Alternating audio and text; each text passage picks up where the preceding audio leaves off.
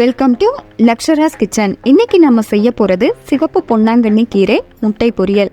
கீரையை பார்க்கவே நல்ல கலர்ஃபுல்லாக அழகாக இருக்குல்ல. இது நம்மளுடைய கண்களுக்கு ரொம்பவுமே ஆரோக்கியமான ஒன்று. இதை வாரத்தில் ஒரு முறை கண்டிப்பாக நம்மளுடைய உணவில் நம்ம எடுத்துக்கணும். இதை எப்படி செய்யலான்னு பார்க்கலாம். இது செய்கிறதுக்காக ஸ்டவ்வில் ஒரு கடாயை வச்சுட்டு தேவையான அளவுக்கு ஆயிலை சேர்த்துக்கலாம். ஆயில் நல்லா சூடான உடனே 1/4 டீஸ்பூன் அளவுக்கு கடுகு உளுத்தம் பருப்பை சேர்த்துக்கலாம். கடுகு நல்லா பொரிஞ்ச உடனே இதில் கொஞ்சமாக தாளிப்பு வடகத்தை சேர்த்துக்கலாம். இது கூடவே 15 சின்ன வெங்காயத்தை பொடியாக நறுக்கி சேர்த்துக்கலாம். பொரியலுக்கு கொஞ்சம் வெங்காயம் கூடுதலாக சேர்த்தோம் அப்படின்னா டேஸ்ட்டு ரொம்ப நல்லா இருக்கும். வெங்காயம் நல்லா வதங்கின உடனே நம்ம க்ளீன் பண்ணி வாஷ் பண்ணி வச்சிருக்கிற கீரையை இது கூட சேர்த்துக்கலாம்.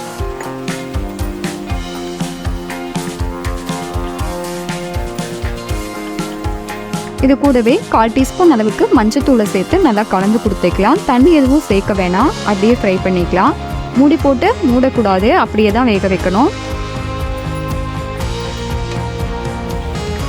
கீரை ஓரளவு வெந்த உடனே 1 ஸ்பூன் அளவுக்கு மிளகாய்த்தூள், தேவைக்கு ஏற்ப உப்பு சேர்த்துட்டு நல்லா கலந்து கொடுத்துட்டு கொஞ்சமாக தண்ணியை சேர்த்துட்டு வேக வச்சுக்கலாம். அதிகமாக தண்ணி சேர்க்கக்கூடாது, கொஞ்சமாக தான் சேர்க்கணும்.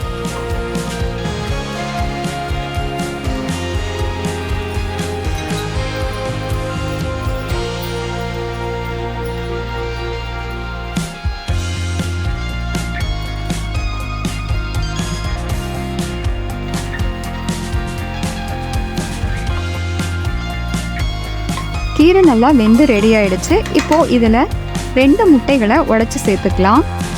இது கூட உப்பு காரம் எதுவும் நம்ம சேர்க்க வேண்டியதில்லை, முன்னாடியே நம்ம சேர்த்துட்டோம். அதுவே தேவைக்கு ஏற்ப இருக்கும், வேணும்னா சேர்த்துக்கலாம்.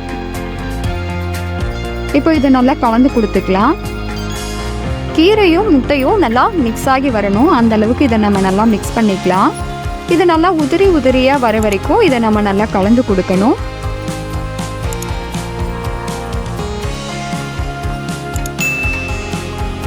ஆரோக்கியமான பொன்னாங்கண்ணி கீரை முட்டை பொரியல் ரெடி ஆயிடுச்சு. இதே மாதிரி நீங்களும் ட்ரை பண்ணி பாருங்க. பிடிச்சிருந்தா லைக் பண்ணி ஷேர் பண்ணி கமெண்ட் பண்ணுங்க. மறக்காம லக்ஷராஸ் கிச்சனை சப்ஸ்கிரைப் பண்ணுங்க. தேங்க்யூ.